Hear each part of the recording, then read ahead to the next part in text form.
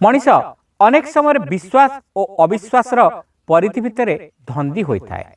प्रकृत में विश्वास क्या करवा उचित क्या न करवा उचित से कथा आमे अनेक समय जानी पार न थाउ। ए प्रसंग रे गपटिए।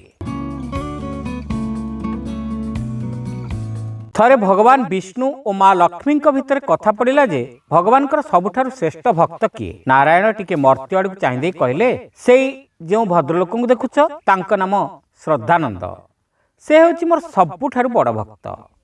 ए देख एबे कौन हेउछि। माँ लक्ष्मी एक कथा शुणी तलक चाहिए। द्विप्रहर समय श्रद्धानंद कुआडे चली चली जाउथिले। हठात तांको भोक लागिला। से गोटे आंब गछ मूल छिड़ा होइगले। से जेमती छिड़ा होइचंती सांगे सांगे आंब गछर डालटीए तलकू नई आसिला। श्रद्धानंद आंब तोड़ी खाइले। भगवान कहिले, देवी यह हेउछि श्रद्धानंदंकर भक्तिर पराकाष्ठा। तार सबुठारु बड़ कथा हैला मो प्रति तार अखंड विश्वास। माँ लक्ष्मी को किंतु एक कथा ठीक लगिला नहीं। से नारद को एकांतर कहले, चल श्रद्धानंद को परीक्षा करिवा। दिने श्रद्धानंद बसिथिबा बेले तांको आगरे प्रकट हेले माँ लक्ष्मी। तांको हाथ थिला गोटे छोट कलश। से श्रद्धानंद को कहले, मु हेउछि माँ लक्ष्मी, मो हाथ रे ए हेउछि अमृत। आकु पान कले तुमे सारा जीवन व्याधिमुक्त होई रहिब।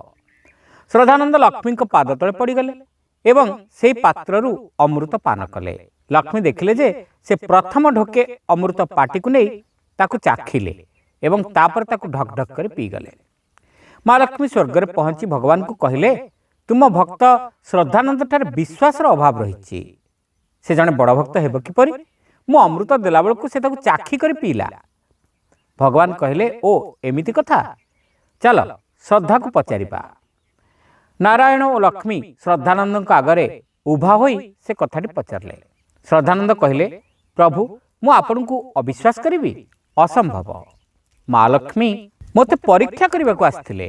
मु भाबिली माँ तो भक्तर एकांत आपणार, से पुणी भक्त को परीक्षा करुछंती काहेकि? भक्तर भक्ति को विश्वास करू नथिबा ए माँ सतरे देवी लक्ष्मी ना तांको बेसरे आसीथिबा आउ कोनसी शैतानी शक्ति? माँ को ऊपर मोर पूर्ण विश्वास अछि, किंतु माँ मो प्रति पूरा विश्वास नथिबारु मते परीक्षा करने को आसीथिले। श्रोता बंधु, गपटी आपण मानकु केमिति लागिला कमेंट करी निश्चित जणाइबे। चैनल नुआ होइतिले सब्सक्राइब करने को भूलिबे नहीं। रहिलु, नमस्कार।